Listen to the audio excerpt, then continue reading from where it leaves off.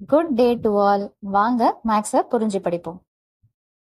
NCERT syllabus 9th standard chapter 8 quadrilateralsல exercise 8.2ல first sum என்ன கொடுத்திருக்காங்கன்னா ABCD is a quadrilateral. quadrilateralனா என்னென்னு பார்த்தீங்கன்னா 4 sides இருக்கக்கூடிய எந்த ஷேப்பாக இருந்தாலும் க்ளோஸ்டு ஷேப்பாக இருந்தாலும் அதை quadrilateralனு சொல்லுவோம். ஸோ அதை ABCDன்னு நேம் பண்ணியிருக்கிறாங்க. in which P, Q, R and S are the midpoints of the sides. அதாவது இந்த ரெஸ்பெக்டிவ்லின்ற ஒரு வார்த்தை வந்துடும், அல்லது இந்த ஃபர்ஸ்ட் என்ன ஆர்டரில் கொடுத்துருக்குறாங்களோ அதே ஆர்டரில் தான் நம்ம என்ன பண்ணணும்னு பார்த்தீங்கன்னா மிட் பாயிண்ட்ஸை எடுத்துக்கணும். ஸோ ஏபியோடைய மிட் பாயிண்ட்டை பின்னும், பிசியோடைய மிட் பாயிண்ட்டு கியூ, சிடியோடைய மிட் பாயிண்ட் ஆர் அண்ட் டியோடைய மிட் பாயிண்ட் எஸ். இதுக்குண்டான டயக்ராமை கொஸ்டின்லேயே கொடுத்துருவாங்க. ஏசின்றது டயக்னல்னு கொடுத்தாச்சு. அடுத்தது என்னென்னு பார்த்தீங்கன்னா ஷோ தட் அப்படின்னு சொல்லிட்டு இதை நம்ம ப்ரூவ் பண்ண சொல்கிறாங்க. ஃபர்ஸ்ட் ப்ரூஃப் என்னென்னு பார்த்தீங்கன்னா எஸ்ஆர்ன்றது பேரலல் டு ஏசி, இதை ப்ரூவ் பண்ண சொல்கிறாங்க. And SR is half of AC அப்படின்னு சொல்லிட்டு சொல்லியிருக்கிறாங்க. ஸோ இதுதான் அந்த டயக்ராம். என்ன அப்படின்னு பார்த்தீங்கன்னா ஏபிசிடி இஸ் அ குவாட்ரிலேட்ரல், அதோடைய மிட் பாயிண்ட்ஸை நோட் பண்ணியிருக்கிறாங்க, அதை ஜாயின் பண்ணியிருக்கிறாங்க. ஏசின்றது டயக்னல்னு சொல்லியாச்சு. ஸோ இந்த ஃபர்ஸ்ட் ப்ரூஃபை எப்படி ப்ரூவ் பண்ணலாம் அப்படின்னு பார்த்தீங்கன்னா இதுக்கு நம்ம ஃபஸ்ட்டு ஒரு ட்ரையாங்கிளை எடுத்துக்கிறோம். இப்போ எஸ்ஆர் ஏசி அப்படின்னு சொல்கிறாங்க இல்லைங்களா. எஸ்ஆர் எங்கே இருக்குது? மேல் பக்கமாக இருக்குது. ஏசி எங்கே இருக்குது? இந்த பக்கமாக இருக்குது. அப்போது நம்ம இந்த ஷேடு இருக்கக்கூடிய ட்ரையாங்கிளை எடுத்துக்கிறோம். ஸோ விச் மீன்ஸ் இந்த ட்ரையாங்கிள் ஏசிடி எடுத்துக்கலாங்களா, அதை நம்ம தனியாக எடுத்து வரைஞ்சிக்கலாம். So triangle AC and D. So அப்போ ஏசிடியை எடுத்துக்கிறேன், அல்லது ஏடிசி. ட்ரையாங்கிள்னு சொல்லும்போது நீங்கள் எப்படி வேணாலும் சொல்லிக்கலாம். இந்த ட்ரையாங்கிள் ஏடிசியில் எஸ்ஸும் ஆறுன்றது எதோடைய மிட் பாயிண்ட்ஸுன்றதை ஃபஸ்ட் எடுத்து சொல்லிடுறோம். ஓகேங்களா. அடுத்த லைன் என்ன அப்படின்னு பார்த்தீங்கன்னா இந்த எப்போவுமே ஒரு ட்ரையாங்கிளில் அந்த மிட் பாயிண்ட்ஸை ஜாயின் பண்ணக்கூடிய லைன் செக்மெண்ட் எப்படி தான் இருக்கும்னு பார்த்தீங்கன்னா இப்போ இந்த மிட் பாயிண்ட் இந்த சைடுடையது, இந்த மிட் பாயிண்ட் இந்த சைடுடையது. ஸோ இந்த மிட் பாயிண்ட்ஸ் ஜாயின் பண்ணக்கூடிய இந்த லைன் செக்மெண்ட்டு தேர்டாக இருக்கக்கூடிய லைனுக்கு பேரலாக தான் இருக்கும். அதே மாதிரியே அந்த தேர்டாக இருக்கக்கூடிய லைனை விட பாதி அளவு தான் இது இருக்கும். இதை மிட் பாயிண்ட் தியரம்ன்ற கான்செப்ட்ஸில் சொல்லுவாங்க. அதை தான் நம்ம இங்கே எடுத்து எழுதியிருக்கிறோம். ஸோ என்ன அப்படின்னு பார்த்தீங்கன்னா in a triangle the line segment joining the mid points. ஒரு ட்ரையாங்கிளில் line segment joining the mid points, mid பாயிண்ட்டை ஜாயின் பண்ணக்கூடிய அந்த line segment of any two sides, எந்த ரெண்டு சைடை வேணாலும் நீங்கள் எடுத்துக்கலாம்.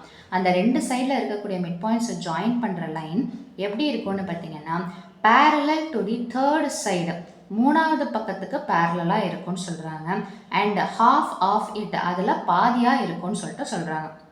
அப்படின்னா என்ன அர்த்தம்? எஸ்ஆர்ன்றது ஏசின்றதுக்கு பேரலுடைய சிம்பிள் இது.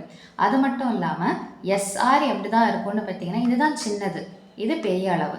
அப்போ இதில் இது பாதியாக தான் இருக்கும். ஸோ அப்போ எஸ்ஆர்ன்றது ஏசியில் பாதி அப்படின்னு சொல்லிட்டு இதை பிளாக் பண்ணி ஈக்குவேஷன் 1ன்னு சொல்லிட்டு வச்சுக்கணும். இதில் செகண்ட் ப்ரூஃப் என்ன கொடுத்துருக்குறாங்கன்னு பார்த்தீங்கன்னா நம்ம என்ன ப்ரூவ் பண்ணோம்னா பிக்யூவும் எஸ்ஆரும் ஈக்குவல் அப்படின்னு சொல்லிட்டு சொல்கிறாங்க. இப்போ நம்மளுடைய மெயின் டயக்ராமில் பிக்யூ எந்த பக்கம் இருக்குதுன்னு பார்த்தீங்கன்னா இந்த பக்கம் இருக்குது, எஸ்ஆர் எந்த பக்கம் இருக்குதுன்னு பார்த்தீங்கன்னா அந்த பக்கம் இருக்குது. ஸோ அப்போது நம்ம பிக்யூன்றது எந்த ட்ரையாங்கிள் பேசிஸில் வருதுன்னு பார்த்தீங்கன்னா ஏபிசின்ற இந்த ஷேட் எடுத்துக்கலாங்களா. ஸோ அப்போது இன் ட்ரையாங்கிள் ஏபிசி, அதாவது இந்த ஏபிசின்ற ட்ரையாங்கிளை நம்ம தனியாக எடுத்து வரைஞ்சிக்கலாம். ஏபிசியில் அகெயின் அதே பாயிண்ட் தான், பியும் கியூவும் ஏபின்ற சைடோடைய பிசின்ற சைடோடைய மிட் பாயிண்ட்ஸ் ரெஸ்பெக்டிவ்லின்னு சொல்லிட்டு எடுத்து எழுதியாச்சு. இப்போ அதே மாதிரி ட்ரையாங்கிள் மிட் பாயிண்ட்டுங்களா, இந்த மிட் பாயிண்ட்டை ஜாயின் பண்ணால் அந்த லைன் எப்படி இருக்கும்னு பார்த்தீங்கன்னா தேர்ட் சைடுக்கு பேரலாக இருக்கும், பாதியாக இருக்கும்.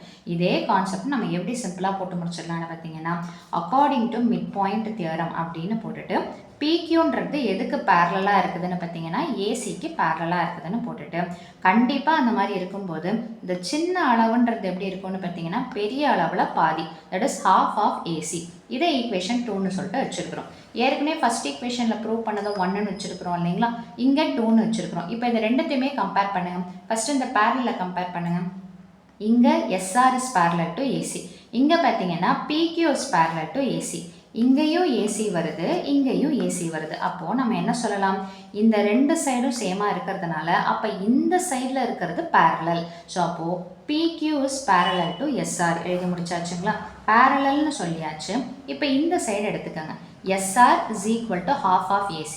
இங்கே PQ is equal to half of AC. அதாவது RHS சேமாக இருக்கிறதுனால LHS நம்ம சேம் பண்ணிக்கலாம். So that is PQ is equal to SR. So அவங்க கேட்ட செகண்ட் ப்ரூஃபையும் நம்ம ப்ரூவ் பண்ணியாச்சு.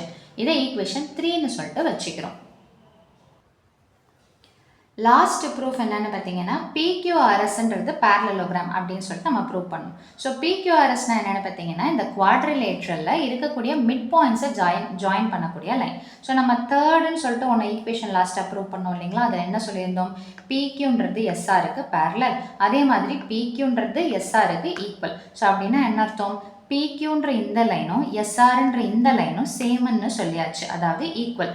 அதே மாதிரி இது பேரலல்னு சொல்லியாச்சு, விச் மீன்ஸ் ரெண்டு சைடு பேரலாக ஆயிட்டதுனால அதே மாதிரி பார்த்தீங்கன்னா one pair of opposite sides of a quadrilateral, அதாவது இந்த குவாட்ரிலேட்ரலில் குவாட்ரிலேட்ரல்னா இந்த 4 சைட்ஸ் இருக்கக்கூடியதை நம்ம குவாட்ரிலேட்ரல்னு சொல்லுவோம்.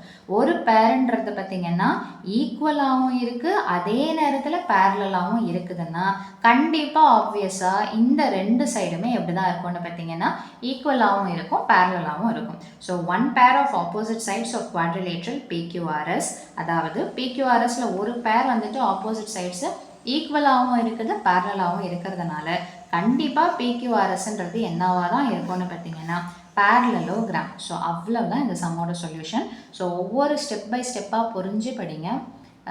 மீண்டும் அடுத்த பதிவில் வேறொரு சம்மோட சந்திக்கிறேன். வீடியோ பயனுள்ளதாக இருந்ததுன்னா மறக்காமல் லைக் பண்ணுங்கள், ஷேர் பண்ணுங்கள், சப்ஸ்கிரைப் பண்ணுங்கள். தேங்க்யூ.